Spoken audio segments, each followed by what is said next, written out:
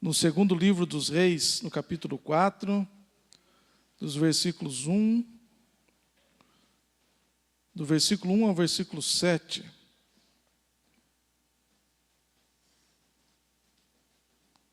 Segundo Reis 4, 1 ao 7.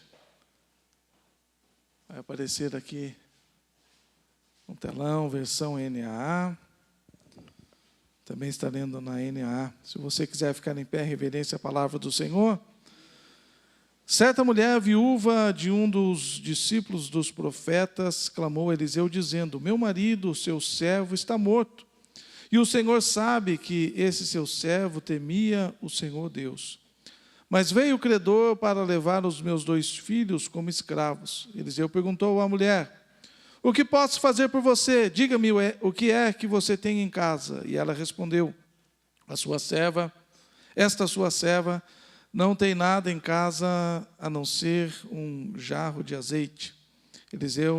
Então Eliseu disse: vá, peça emprestadas vasilhas a todos os vizinhos, vasilhas vazias, muitas vasilhas. Depois entre na casa, feche a porta atrás de você e dos seus filhos e derrame o azeite em todas aquelas vasilhas. Põe à parte as que forem ficando cheias. E a mulher foi embora dali, fechou a porta atrás de si e dos seus filhos, e esses lhes passavam as vasilhas e ela as enchia. Quando todas estavam cheias, ela disse a um dos filhos: traga-me mais uma vasilha. Mas ele respondeu: não há mais vasilha nenhuma. E o azeite parou. Então ela foi e contou ao homem de Deus, e ele disse: vá, venda o azeite, pague a sua dívida, e você e os seus filhos vivam do que sobrar. Amém. Você pode se assentar. Irmãos, esta é uma passagem bem conhecida, mas a Bíblia, ela revela a cada dia coisas preciosas.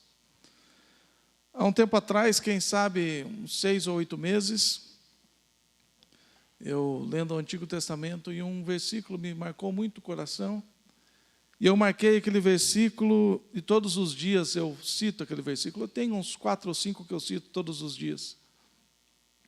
E hoje, agora à tarde, eu estava citando este versículo, citando, e de repente o Espírito Santo trouxe uma revelação poderosa em cima daquele versículo. 6 meses, 8 meses, não sei, citando aquele versículo, só citando. Sabia que tinha algo poderoso. E falando, todos os dias, repetindo e falando. Hoje veio a revelação, eu guardei no coração com muita alegria. Eu tenho certeza que essa revelação vai trazer transformação na minha vida, como pessoa, e na vida como pastor também, também influenciando a igreja, porque é uma revelação bem profunda para a nossa aplicação diária. A Bíblia, ela narra muitos milagres, e cada milagre tem a sua característica, a sua especificidade, tem os seus ensinamentos. E nessa história aqui, eu já preguei várias vezes. E esse é um texto que eu penso assim, tem que ter 1 hora, 1h15, 1h20, para a gente poder degustar bem os ensinamentos que tem aqui. E a gente pensa, numa noite de quinta-feira tem aí 25, 30 minutos, 35 minutos no máximo para falar, e a gente tenta apertar o que dá para expormos alguns ensinamentos, mas eu tenho certeza que nessa noite essa história vai mudar radicalmente a nossa vida se nós colocarmos em prática estes ensinamentos. O primeiro ensinamento que, quando eu medito nesse texto, eu entendo que Deus estabelece pessoas em posição de autoridade espiritual. Deus levantou a Elias para este momento, Eliseu para este momento. Elias estava desanimado da vida, embaixo de uma árvore, dizendo: Senhor, não quero mais. Deus falou: levanta, vai, caminha. E a caminhada foi longa, 40 dias e 40 noites. Sem pausa, sem pit stop, né? Caminhando direto. E Deus deu 3 missões para ele. E a primeira missão era para passar numa nação e ungir uma pessoa como rei, passar em tal lugar e dizer tal coisa, e também chegar até um campo, na 12ª junta de boi, que lá teria um jovem arando a terra, e era para ele consagrá-lo, para passar a capa sobre ele, para transferir a unção, porque Eliseu ficaria no seu lugar. Então Elias fez esta caminhada, e Elias foi levado aos céus, envolto a carros e carruagens de fogo. E Eliseu ficou e cumpriu o seu propósito, pegou a capa de Elias e teve porção dobrada sobre a sua vida. E foi Deus quem estabeleceu Eliseu como uma autoridade espiritual para aquela época.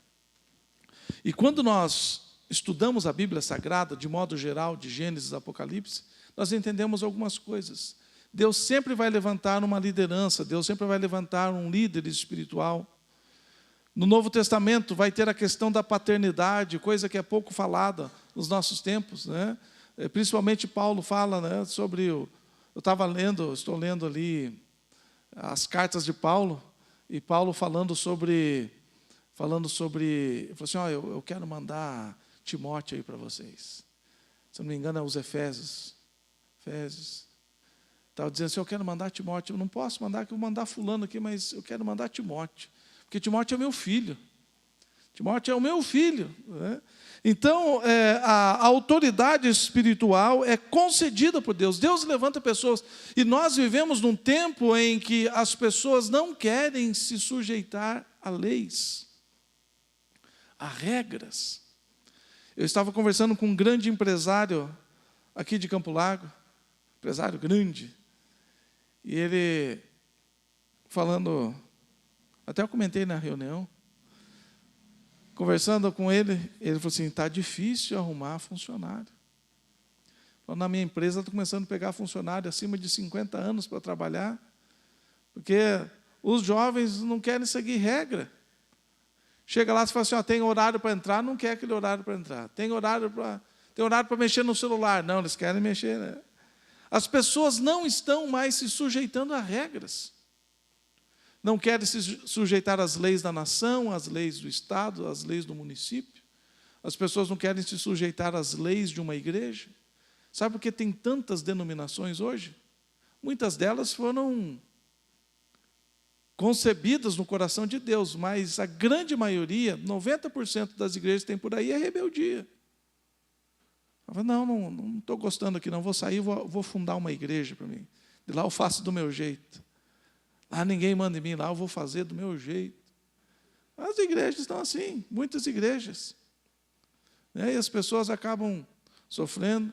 Hoje estava conversando, fui cortar o cabelo, estava conversando com o cabeleireiro, e ele falando a respeito de alguns escândalos, né? Eu falei assim, as pessoas acham que ser pastor, abrir uma igreja para ficar rico. Não sabe o que é se pastorear, não sabe o que é lidar com o povo.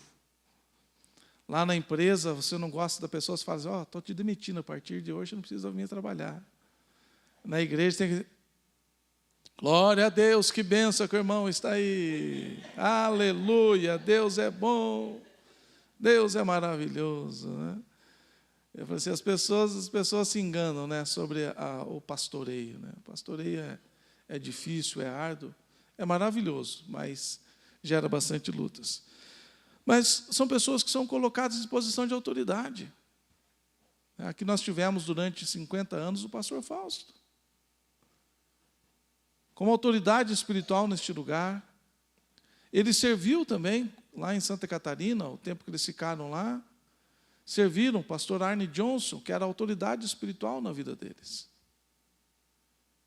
E quando foi, aí no finalzinho de 19, a gente já começou a desconfiar da condição da memória do pastor Fausto. Veio a pandemia, ajudou a agravar a situação dele. O pastor Rubinho disse, não quero assumir a igreja, não. E Deus colocou sobre mim a responsabilidade. Eu louvo a Deus porque eu não estou aqui porque tomei o lugar de ninguém, não estou aqui porque trabalhei para esta posição, não estou aqui porque eu almejei esse cargo, eu fugi o que pude. Estou igual o Jacó, né? A marca na coxa aqui, porque, não vou fugir desse negócio, não quero ser pastor, não. E eu tenho a grata satisfação de ter sido o pastor Fausto, que quando eu fui eleito presidente da igreja, foi ele que orou por mim, colocou as mãos na minha cabeça, transferiu a unção sobre a minha vida, transferiu a liderança sobre a minha vida, mas eu respeitei-o todo o tempo em que ele foi pastor, a autoridade espiritual. As pessoas acham que podem fazer carreira solo. A gente vê muito aí nesses podcasts e na internet as pessoas dizendo, não, nós somos igreja, não tem que dar satisfação para ninguém, não tem que dar satisfação para a igreja, para pastor. Veja que Deus havia levantado Eliseu como autoridade espiritual para aquela época, para aquele tempo. E quando nós vamos estudar a história de Eliseu, Eliseu tinha uma escola de profetas. Eu tenho um desejo de abrir uma escola de profeta, porque Eliseu tinha uma escola de profeta. E os alunos foram crescendo. De repente, os alunos chegaram e falaram assim, não cabe mais ninguém aqui. Temos que aumentar a escola, tem muito aluno. A faculdade da época, né? Faculdade de Profetas Eliseu. Reconhecido pelo MEC. Mais do que isso, reconhecido pelos céus, né? E o que eles fizeram? Saíram fazendo? Não. Foram até a autoridade espiritual, chegaram a Eliseu, estamos com esse problema. A sala de aula está pequena, o alojamento está pequeno. Ali tem uma mata, vamos lá, cada um dos alunos vai lá, corta uma árvore, traz para cá, e a gente aumenta. Vamos aumentar aqui a escola. Eles se reportaram a uma autoridade espiritual, chegaram a falar assim, nós estamos com problema, mas é o Senhor quem vai dar a palavra final. E eles emprestaram o machado e estão lá cortando. Estão cortando, daqui a pouco o ferro do machado escapa e cai dentro da água. O que fizeram? Correram para Eliseu. Eliseu, ai meu Senhor, o machado era emprestado. E agora a gente vai ter que arrumar dinheiro para comprar um machado, para devolver o machado, porque nós tínhamos emprestado esse machado.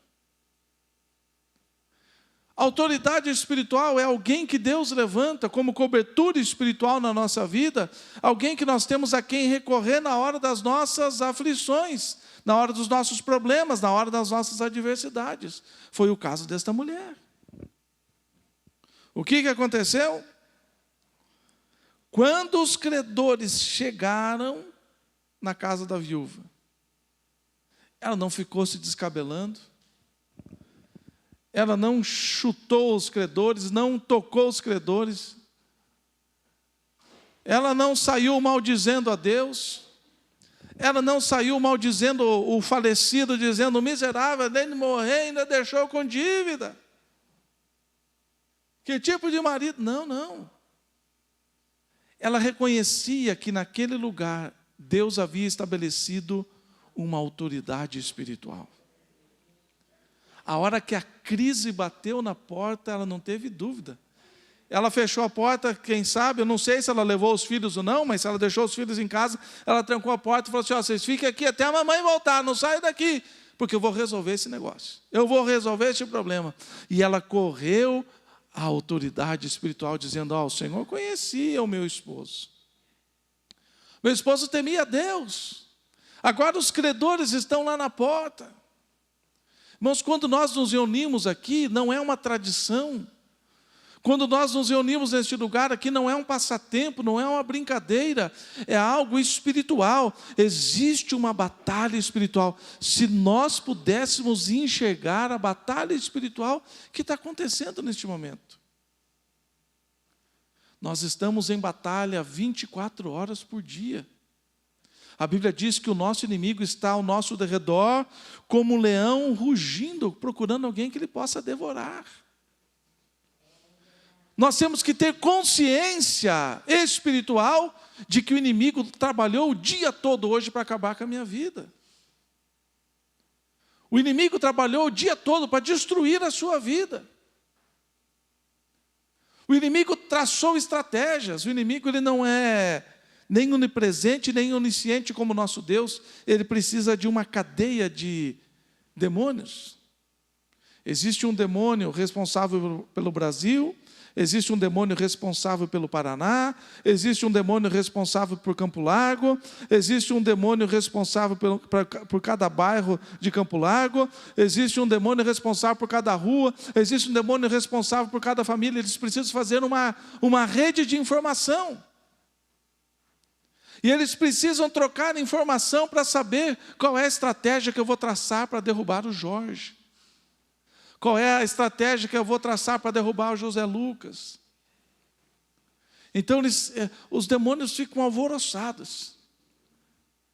Esses dias eu estava assistindo um vídeo não sei se era na Índia, na China. O rapaz subiu numa árvore, devia ter uns 30 metros a árvore, para tirar mel num favo desse tamanho. E quando ele chegou perto do favo, aquelas abelhas ficaram... tem o presbítero Wilson, que lida, né, com as abelhas, né? Ele sabe o que é isso, né?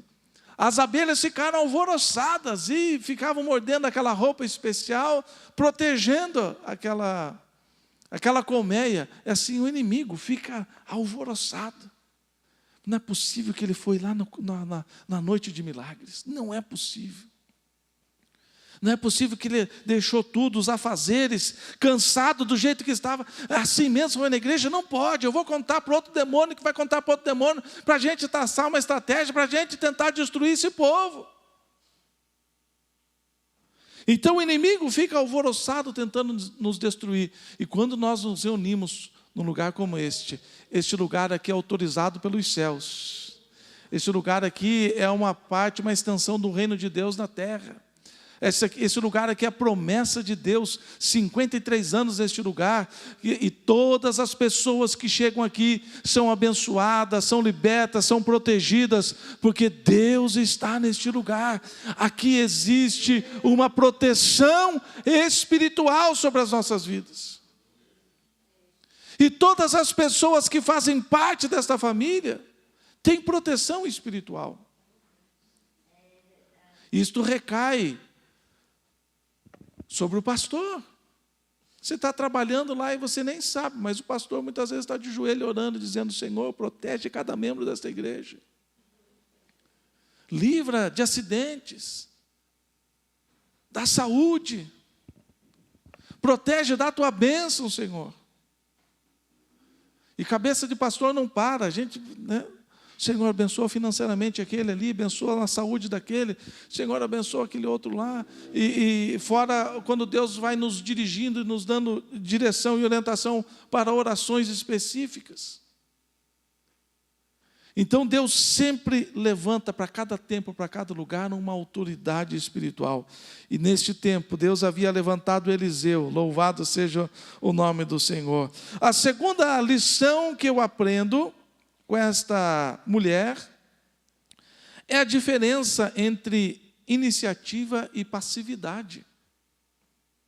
Esta mulher nos ensina a ter iniciativa. O crente não pode ser estático, passivo. Eu venho pregando isso aqui desde 2007, 2008, por aí, que eu venho falando a mesma coisa. O crente não pode ser passivo, ele tem que ter iniciativa.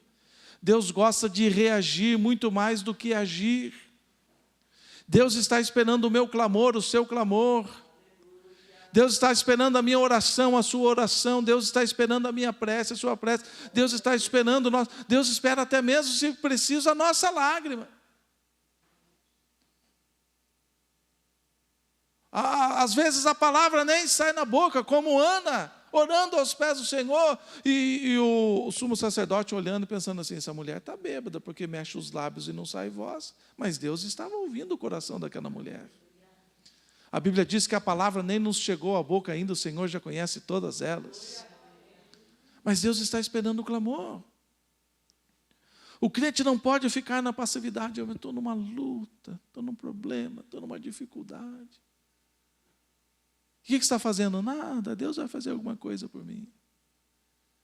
O dia que Deus se lembrar de mim, Ele faz alguma coisa. Deus sabe que eu estou passando, então Ele vai fazer.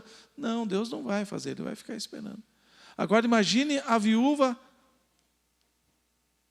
ficasse lá na casa dizendo: meu marido morreu, puxa vida, deixou dívida, que tristeza.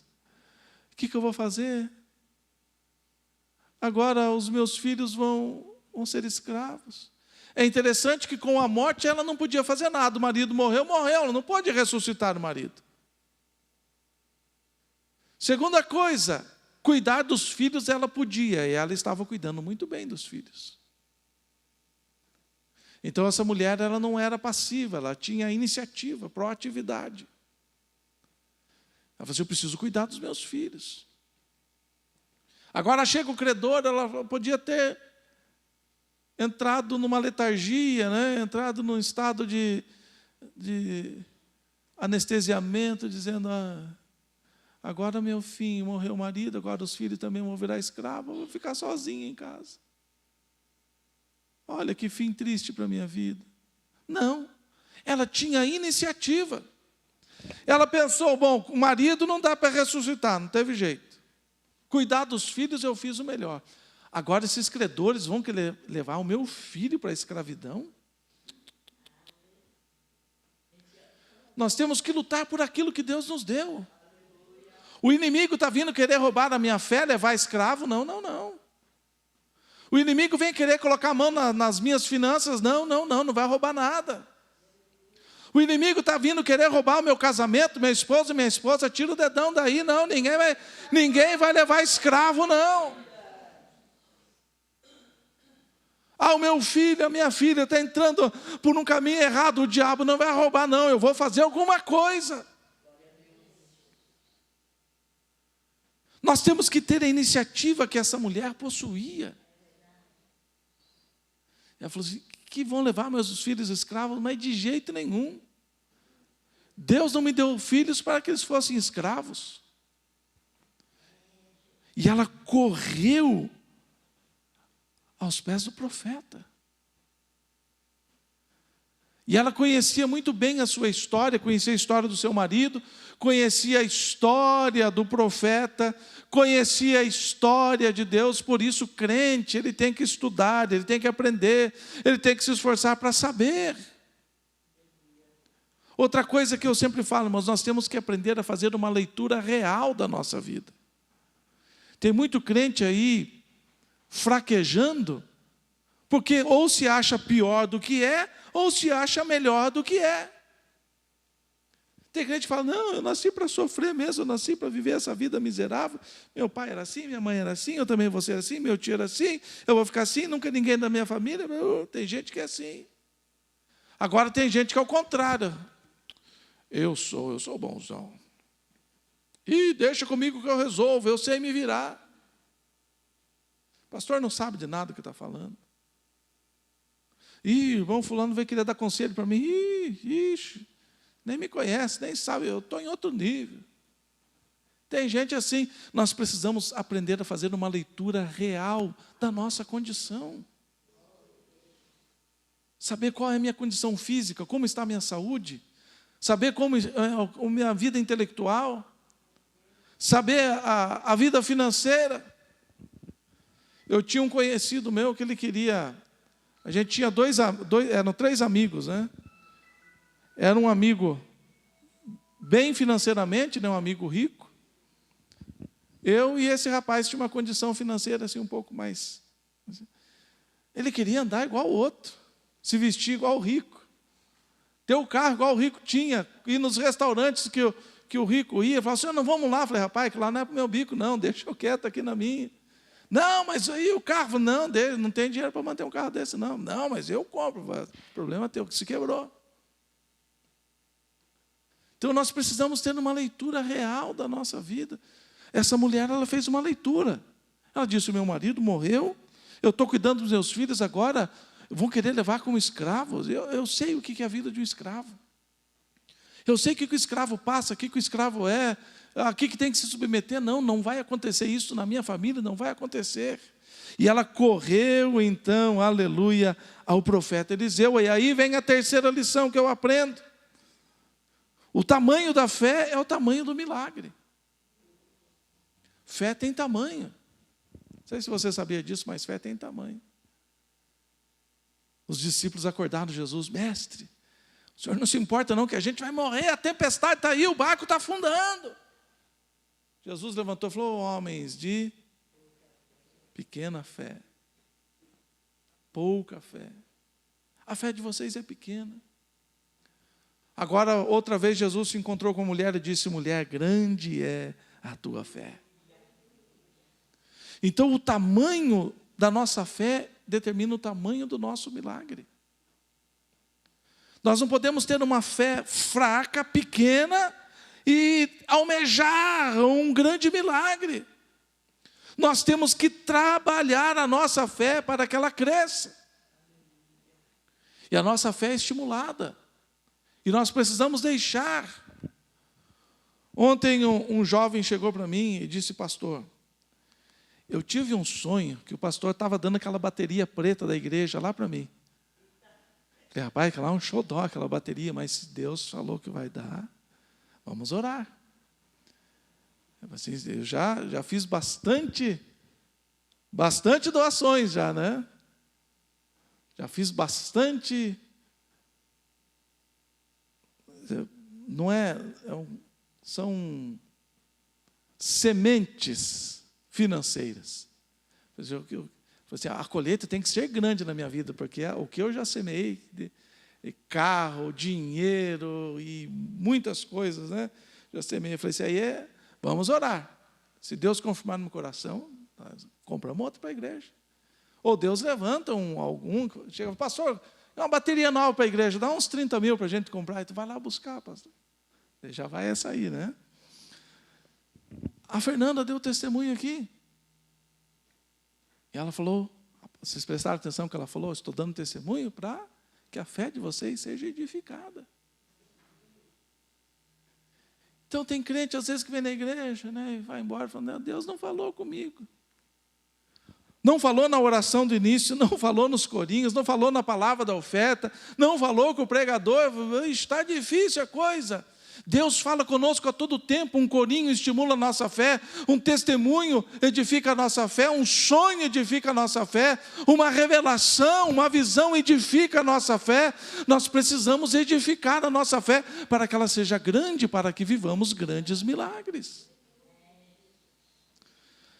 E esta mulher, ela foi lá no profeta, o profeta falou assim: ó, o que você tem? Tua serva só tem uma botijinha de azeite, não, só um jarro. Então vai e empresta vasilhas, mas não poucas, muitas vasilhas. Eu creio, a Bíblia não diz, mas eu creio que aquela mulher só parou de emprestar vasilha quando não tinha mais vasilha na região. Aquela mulher chegou, bateu na casa ô vizinha, tem umas vasilhas, tenho duas, dá aqui. E na outra vizinha, vasilha, eu só tenho uma, dá aqui. Na outra vizinha, vizinha, empresta uma vasilha, eu tenho duas pequenininhas, não tem problema, vai essas duas aqui. E na outra vizinha, vizinha, olha, eu tenho umas 4 aqui, dá essas 4. A mulher emprestou as vasilhas de toda a vizinhança. Muitas vezes Deus coloca um milagre na nossa frente, aquela mulher teve vida e fala assim: umas 3 vasilhas está bom, já dá para pagar a dívida. O vizinho, empresta 3 vasilhas aí, já está bom. Não, tenho 4, não, só 3 está boa. Uma vez Deus falou com a irmã Mariazinha, deu uma revelação, e ela chegou para a pessoa e disse: fulano, Deus me mostrou que Ele vai te dar um carro novo. Assim. Não, irmã Mariazinha, não precisa não, esse aqui está muito bom. Isso aqui já está bom. Tem pessoas que assim, rejeitam a bênção. Eu contei lá no Partênope, no sábado, deixa eu repetir rapidamente, que fui pregar numa igreja, num congresso, a igreja cheia, e quando terminei de pregar, o pastor da igreja falou assim: enquanto o pastor Ruth estava pregando, eu tive uma visão de um avião muito grande, e ele estava parado na cabeceira da pista, e ele foi acelerando, e levantou o voo e foi longe. Eu fiquei olhando assim, e ele falou assim: Deus quer fazer isso com a vida ministerial de alguém. Eu falei assim: eu sou visitante, eu vou ficar quieto. E ele contando ali, mas não teve um para se manifestar. Eu fui lá, puxei o paletó do pastor. Pastor, é para mim isso aí. Já que ninguém quer, eu quero. Eu vou ser esse avião aí. Logo vocês vão ver eu levantando o voo. Ele falou: pastor, eu falei: eu creio, então vem aqui que eu vou orar. Nós temos que trabalhar na nossa fé. O tamanho da nossa fé determina o tamanho do nosso milagre. Aquela mulher juntou vasilhas e mais vasilhas e mais vasilhas. A casa da mulher virou só vasilha. Quem sabe ela ficou conhecida como a viúva das vasilhas. Nossa, o que a fulana está querendo fazer com tanta vasilha? E virou um comentário na vizinhança, né? Não, a vizinha lá está doida. Acho que endoidou. Os caras vieram cobrar aqui para levar o filho escravo. Acho que a mulher perdeu o juízo, está emprestando vasilha. Nada, a mulher entrou, seguiu exatamente a instrução. É importante seguirmos instruções na nossa vida. Eu já preguei sobre isso aqui, não é o tema hoje da mensagem, né? Mas vou passar rapidamente aqui. Por que o profeta falou assim, vai, entra, fecha a porta, fecha a janela? Porque existem muitas pessoas que só têm um objetivo na nossa vida, roubar a nossa fé e destruir o nosso milagre. Se ela deixa a porta aberta, uma vizinha chegar, fulana, para que tanta vasilha?